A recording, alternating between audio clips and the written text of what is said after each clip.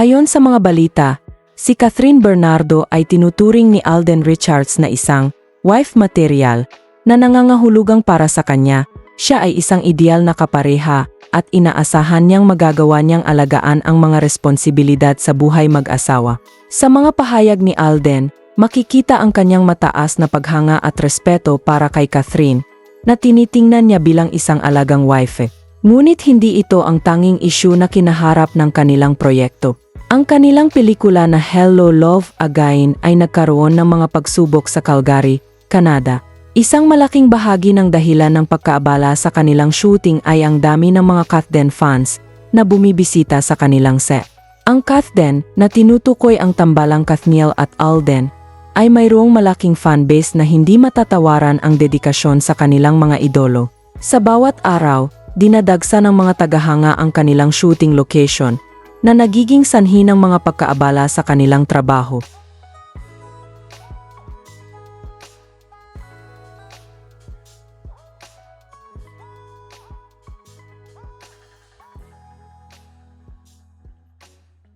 Sa kabila ng mga pagsisikap na makuha ang tamang eksena, madalas na napapaligiran ang set ng mga netizens na sabik na makita ang kanilang mga paboritong artista.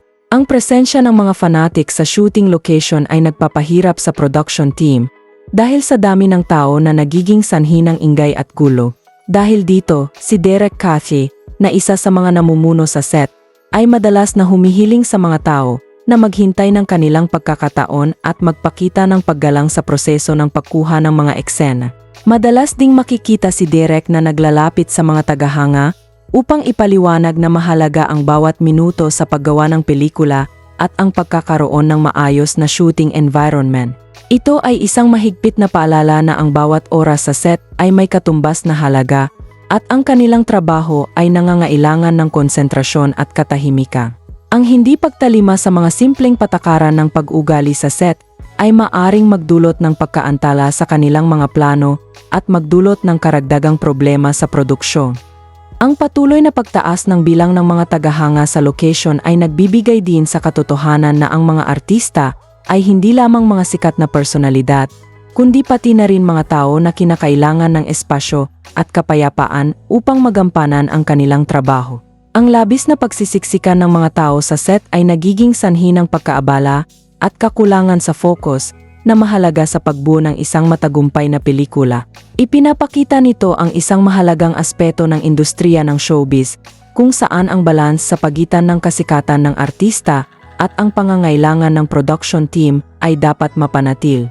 Ang mga tagahanga ng Kathden ay nagiging bahagi ng pelikula sa isang paraan na maaring magdulot ng dagdag na saya at enerhiya, ngunit kinakailangan ding isaalang-alang ang mga limitasyon at respeto sa proseso ng paggawa ng pelikula.